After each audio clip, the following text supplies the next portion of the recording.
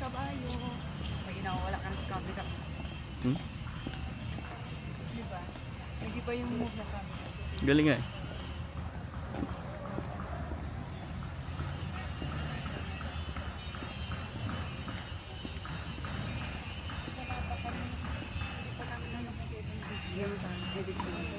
Okay na? Sorry po.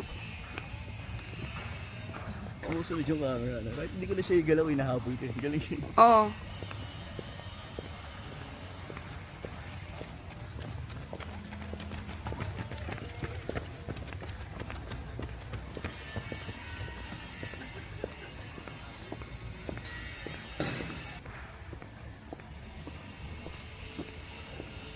Ganda na pagkakapture, eh.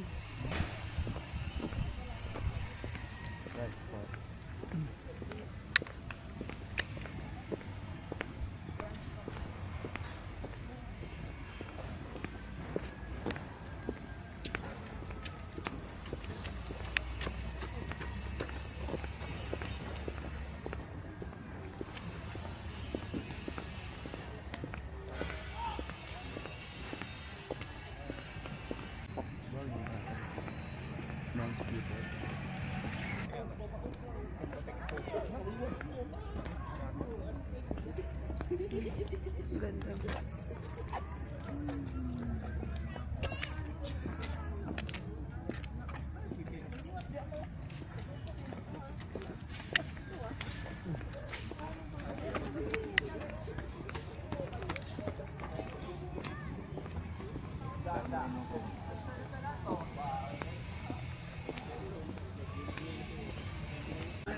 Grabe, nalingal kang pagkakyat. Ilang steps yun. Grabe guys. Pero sulit naman. Pakinabahan ko yung boots kong pang horse. Yun. Ay, ayun yung mag-ano.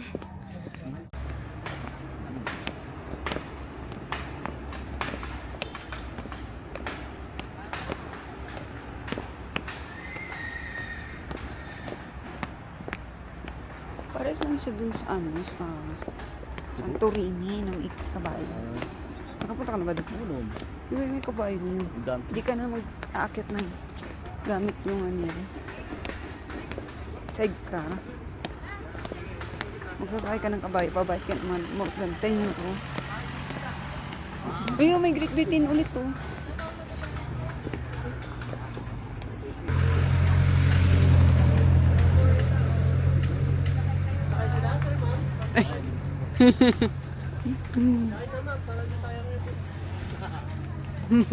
Di sayang yung boots.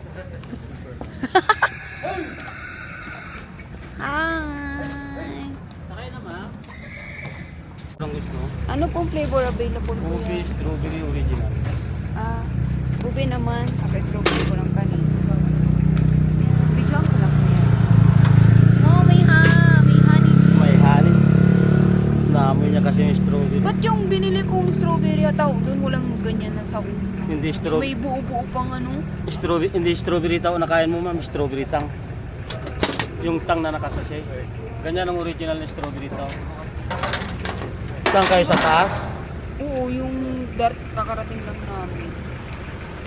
Maraming Nakamotor lang yun eh. maraming gumagamit ng peke ngayon ma'am. Pero yung ube mo kuya, ano gamit mo? Original lahat yung mga yan. No. Saka naman naman. Ube naman. Pinalize mo yung honeybee, malinis naman yun. Ayan, tingnan na strawberry. Parang dinurog ng strawberry. Sarap na. Chunks, mga chunks yan. Kaya nga pwede na yung palaman sa tinapay. Yung kanyan ma'am, yung fresh na strawberry binili ko. Ice cream.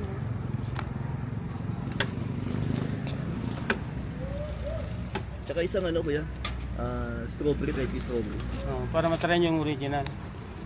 Yan! Isang strawberry.